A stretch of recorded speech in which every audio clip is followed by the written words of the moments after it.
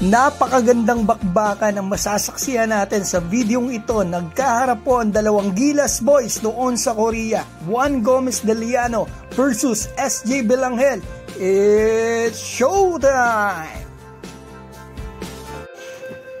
Fast break dito kay Juan Gomez de Liano. Tamang-tama to kaibigan, magaganda yung galaw na makikita natin sa dalawa nating kababayan sa game na ito.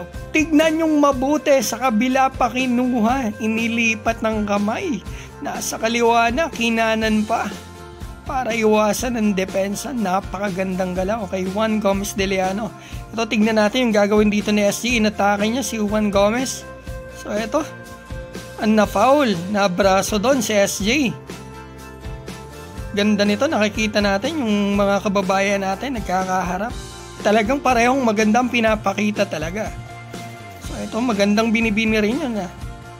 So ayan, naipasok na SJ, dalawang free throw niya. So ito, another one. Umikot na naman, ang gandang galaw naman nun from SJ Belanghel. Panoorin natin yung replay ha. Kung may laro ka mamaya, pwede mo itong gamitin. Galing. Galing talaga tong bata na to. Si Juan Gomez ang galing din, kaso galing sa injury. So ito, maganda to. At least nakakabalik na yung kababayan natin. Grabe talaga ang kamay ng batang to. Layo. Ganda pa ng depensa. Walang problema.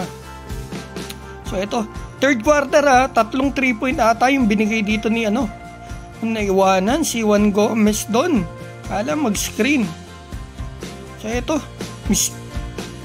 pasok. Galing talaga ng batang to. Shooting. Kailangan ng Gilas na shooter na guard eh. Sayang kung naipasok pa to talaga ni SG. Talagang wala na talaga. Napakatindi mo na sa crucial. Muntik na eh. Diretso malakas lang ng konti. Offensive foul si si Juan Gomez. Foul. Offensive foul yan mga kaibigan. So yan, mukhang nasaktan doon siya. Pinagpag niya lang. So ito, fourth quarter. Hindi na masyado naglaro dito si SJ kasi durog nga naman yung katawan eh. 6 na games sa loob ng 10 araw ang tempo ni SJ, kaya hindi na siya ginamit dito sa remaining time ng fourth quarter. Grabe naman talaga mga layup ni Juan Gomez de Liano, nahingi pa siya ng foul. Ganda naman.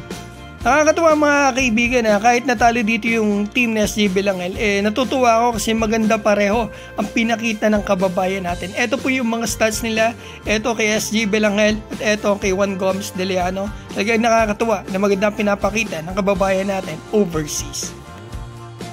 Shoutout ko lang mga kaibigan si Roel Basadre, Julio Ladisla, Cami Casi, Rex Romero, Agerico Salvador, RMA OFW, Pamela Dingal, Raul Ramos, Cyril Bales, at Arok Met TV. Thank you so much for watching guys, and God bless.